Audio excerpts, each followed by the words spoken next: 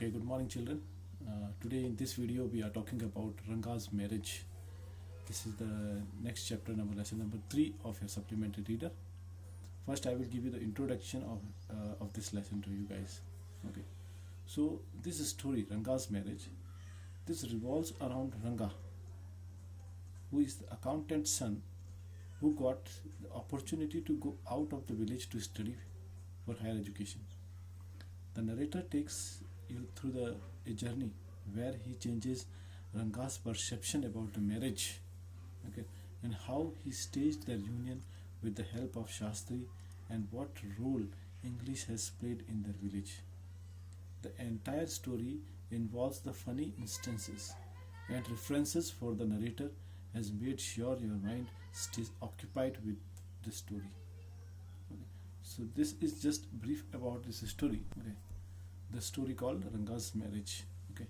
Now I am going to talk to you guys about summary part of the Ranga's marriage. Right. So it all begins when Ranga, the accountant's son, comes back to his village, okay, Hosali, after 6 months. Means he has been out of the village for almost 6 months. He had gone to Bangalore, okay, to pursue his higher studies. Okay, and if I say very frankly, so not many in the village get this opportunity to go out in the city to study there. Okay, that kind of village it was. The whole village gets excited to see Ranga, and thus they gathered around his home only to see how he would have changed. And the narrator has beautifully elaborated about their village Hosali and how every authority responsible forget to mention it in the maps. Moving on, the narrator also admires Ranga and wants to get him married to his dismay. Ranga has very different views about the marriage at that point. Okay. The narrator stitches the entire union of Ranga and Ratna. Okay, Ratna is another character in this story with whom the Ranga is going to get married. Okay, and who is Ratna? Ratna is Rama Rav's 11 years old niece.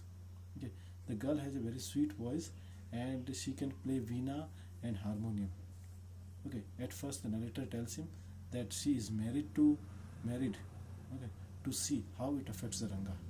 Actually, narrator simply wants to check that if he will tell Ranga that Ratna is already married, so what effect Ranga is having.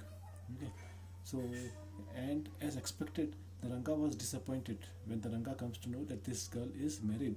So he was disappointed. The narrator then manipulated the village Shastri, okay, to say things in his favor. He then took the Ranga to visit him, where he predicted the Ranga has a girl on his mind and her name to be Ratna. But again, she is married. On their way back, they confirmed that the Ratna is not married only to find Ranga happy and full of hope. On the other hand, Shastri disagreed on having the stage anything predetermined. He claims to have said whatever his prediction showed. However, at the end, Ranga and Ratna are happily married with a 3-year-old son, okay, named after the narrator. Okay, and Ratna is also pregnant with another child.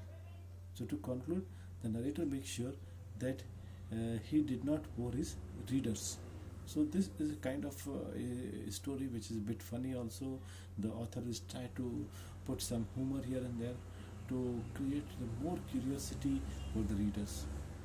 And as you will read this book, as you will read this chapter, so you will find it really interesting. Okay, this is one of the, I can say, the interesting chapter which has been taken in your book, your textbook.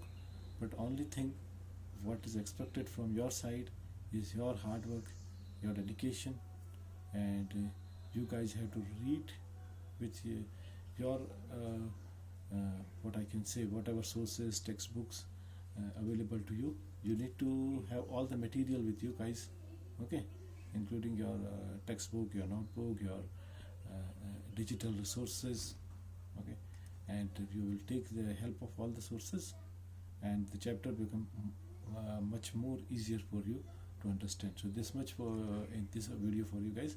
Next video I will talk to about this chapter in detail. Okay, thank you very much all of you.